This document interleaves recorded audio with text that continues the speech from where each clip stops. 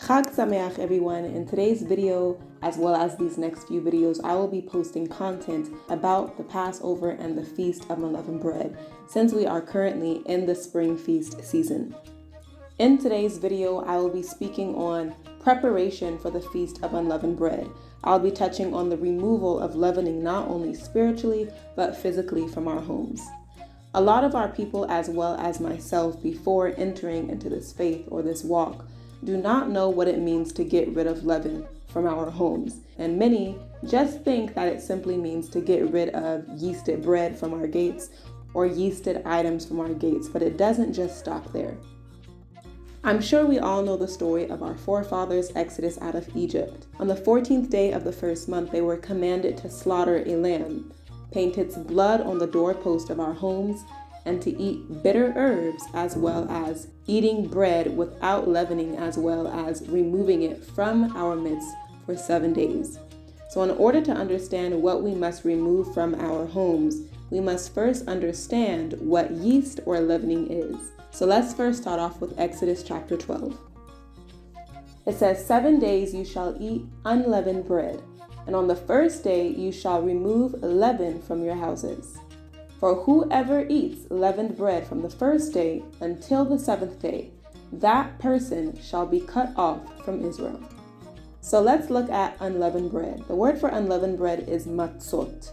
The word matzot did not just come to be when the Passover feast day was introduced, but it actually is first mentioned in the Torah in Genesis chapter 19. And this is when the two angels came to Sodom and Gomorrah and visited Lot. And Lot prepared for these two angels, as written in Genesis 19, matzot, which is unleavened bread.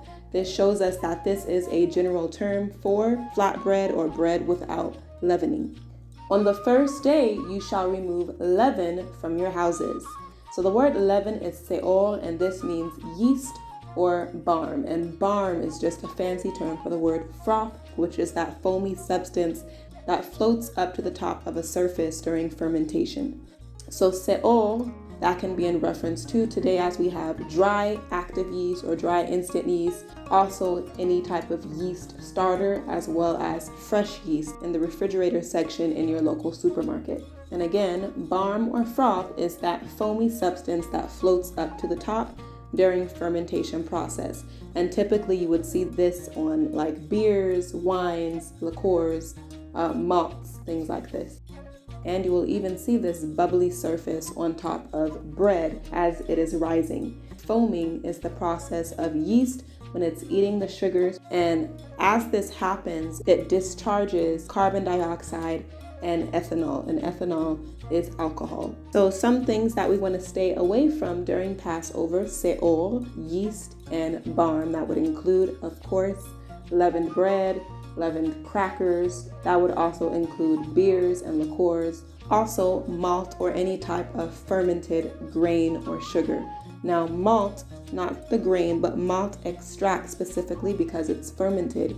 You often see it in chocolates, cereals, granola bars, things like that. So that is something you want to look out for when you are searching through your ingredients as you are preparing for your Passover. Beers and liqueurs and any other type of alcohol. Now, the only alcohol that we are permitted to consume during Passover is wine, because this is the memorial of the blood of Yehoshua. Now, we also have to be mindful on the type of wine we are drinking. We can't just drink any wine. So I have here an example of a kosher wine for Passover called Menashevet. King David is also another Concord grape wine that is kosher for Passover. Now you can go to your local supermarket, and oftentimes they might have a little kosher section if you ask, or even if you live near a Jewish neighborhood, go in their neighborhoods and look for a kosher Jewish market, and they should, without a shadow of a doubt, have some sort of kosher wine that is good for Passover. Now, what makes wine kosher for Passover, and what happens if you are not able to find any wine that is labeled as kosher by the Jews? You will have to do some research and call or email the winery and ask if, number one, they add additional yeast to their wines, and if so, you need to find out which particular line they have within their collection that is yeast free. You also want to ask, for the sake of keeping your temple clean at all times throughout the year, is if the winery or even the beers or the alcohol distilleries that you are buying from, if they are vegan friendly, or which lines within their collections are vegan friendly. And sometimes you can find this information on their website or sometimes even on the back of the bottle. And I have a recommendation of a website. It's called Barnivore. This website, you can search up various wine companies and you will be able to find out if they are vegan friendly or not. So what makes a wine or an alcohol vegan friendly? So some companies filter their wine through gelatin or isinglass. And we know that gelatin typically, unless it's stated that it's bovine, it typically comes from pork, which is something we don't eat according to Torah. Also, some wineries may filter their wine through something that is called isinglass. And isinglass is gelatin that comes from fish. Now, fish is okay, but again, we don't know what type of fish they use in order for it to be clean by our standards from Torah. And secondly, the sugar. Many sugar companies in the U.S. filter their sugars through pork bone shards. And a vegetarian-friendly company may use, for example, plant-based carbon such as charcoal. So you may want to look up your sugars that you're buying from your supermarkets that you're bringing into their homes. Call or look up those companies and find out if it's vegan friendly. So this is another reason to come out of Babylon over here in the East. This is not an issue for us, as they don't eat pork, nor do they bring pork into their factories. So again, just to sum it up, you want to research and call or email your wineries and ask for Passover if they add yeast into their products. And number two, just for all year round, you want to ask if these companies are vegan friendly.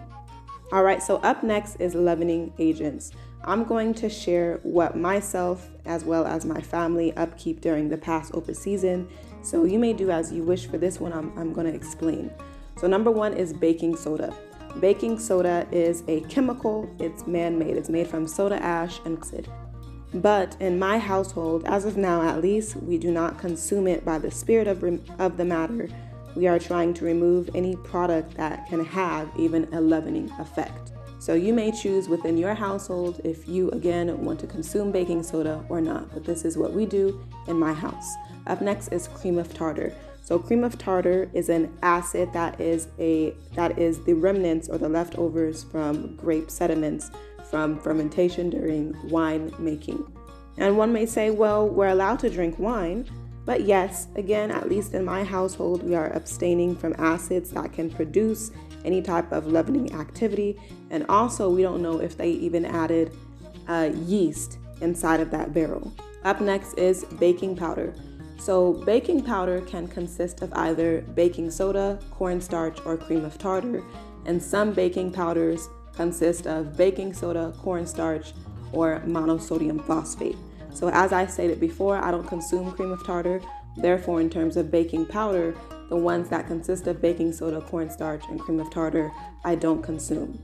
But you have some baking sodas that are made from monosodium phosphate, which is a chemical, and you will even see in your Jewish markets or even in Israel, they have baking powders that are considered kosher for Passover, meaning that they altered something in the chemical composition to make it technically okay for Passover. So I can't really speak too much about this monosodium phosphate. I've even seen baking powders with monocalcium phosphate. These all seem to be chemicals. Chemicals are typically okay because they're not coming from grain or sugar or anything fermented. But I'm stating again what I do in my household. We don't consume baking powder, cream of tartar, or baking soda because these types of acids all create either a fermentation or can create some sort of leavening effect. Let's continue reading. For whoever eats leavened bread from the first day until the seventh day, that person shall be cut off from Israel. So the word leavened here is chametz. And the word chametz means to be sour or to be leavened. So chametz is not the same. Chametz is a product or a food that contains leavening in it. It is not the word for yeast or leaven in itself. Okay, so I have here some examples of chametz. If you live in Israel or if you plan to go to Israel during Passover season, the word chametz, as you're cleaning out your home, this is a key word to look for. Just about everything that contains something fermented, something acidic, something sour, has the root word chametz in it. For example, the word chamutzim. The word chamutzim is the word for pickled foods. This is a sour food, it's fermented, and it may contain leavening. Or the word vinegar. This is chometz. Chometz. This also contains that same root word, which is again to be sour or leavened. And another example, acid. The general word for acid is chumtza. Chumtza. This is, again, it contains the root word chet memtzari, chametz. So these are just some examples for you. Now, in terms of abstinence for things that we want to refrain from during Passover, you want to abstain again from pickled foods, even if it doesn't contain vinegar. As we know, there are some pickled foods that are water-based. The second thing we want to stay away from is certain drinks. I know a lot of people are into kombucha, that's a fermented drink. Kefir, whether that be water kefir or milk-based kefir, like yogurt, a yogurt kefir drink, that is also fermented. Ginger ale, that's fermented. You got to look out for your drinks. Also, cheeses. Now, not all cheeses are bad. So all those molded cheese, like brie, blue cheese, and all those other cheeses that have molds. We don't want any type of cheese that has spores in it or anything that is fermented.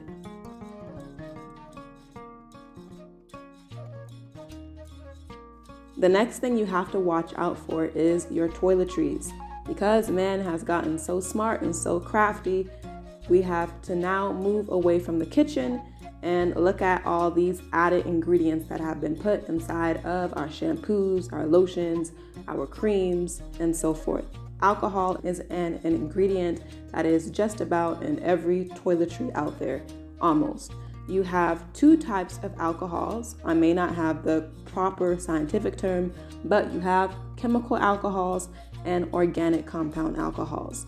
So the chemical alcohols, much like I had said earlier with the baking soda and all that, these are technically okay. They are man-made products. So some examples of chemical alcohols that you may find in your toiletries would be, for example, isopropyl. These are made from petrochemicals, propanol, methyl, etc. You also have organic compound alcohols. Now these alcohols is what you will have to watch out for. There's one called ethanol. Ethanol comes typically from corn, barley, sugar, beets. Ethanol is also what we learned earlier. It is produced by yeast in itself. When it eats the sugars, it discharges ethanol and carbon dioxide. So this is a direct product from fermentation. So ethanol we cannot have in your house during Passover. So look at your shampoos and lotions and things like that for ethanol. Also cetyl alcohol. Now cetyl alcohol, this is an organic compound alcohol, but it roots typically from palm or coconut oil, and there's nothing wrong with oils. Vinyl alcohol, this comes from vegetable fats typically. Vegetable fats, vegetable oils, that's fine. Sorbitol alcohol, this comes from sugar. Okay, we can't have any fermented sugar in our house. So you're going to have to do your due diligence and look at your ingredients. It's nothing to look up on Google real quick, type up the alcohol that you see on your bottle and find out if this alcohol is chemical, if it's organic, and what source of an organic compound it's from. Lastly, we have acids. So acids are also something that is commonly found in our toiletries as well as in our foods. The first one is citric acid. So citric acid is something that we want to do away with. It comes from the fermentation of Aspergillus niger and the yeast of Candida. So we're not doing anything that comes from yeast. So we are getting rid of citric acid, both from food and toiletries. Also, again, in our house, we get rid of cream of tartar and synthetic vitamin C. You have two types of vitamin C's, natural source and synthetic source. So that's something you're going to have to research or look on the back of your bottles in your herbal cabinets about synthetic vitamin C. Synthetic vitamin C comes from the fermentation of cereals, and typically that cereal is from corn.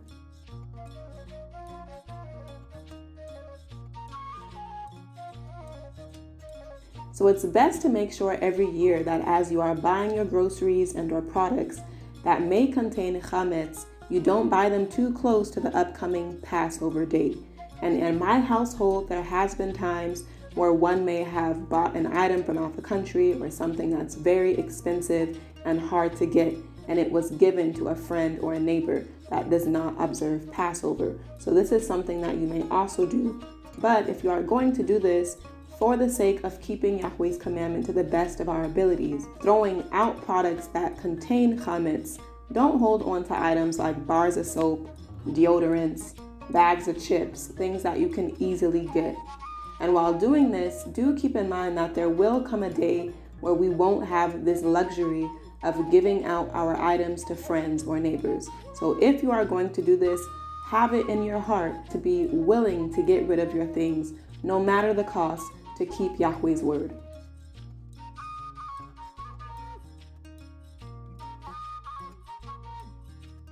From personal experience, I do not recommend eating out during Passover, as a situation has always come up every single time where something you would never expect to have leavening in it, and it actually has it. So when you're leaving the house, please bring a snack or something with you so that you do not accidentally transgress against Yahweh's commandment.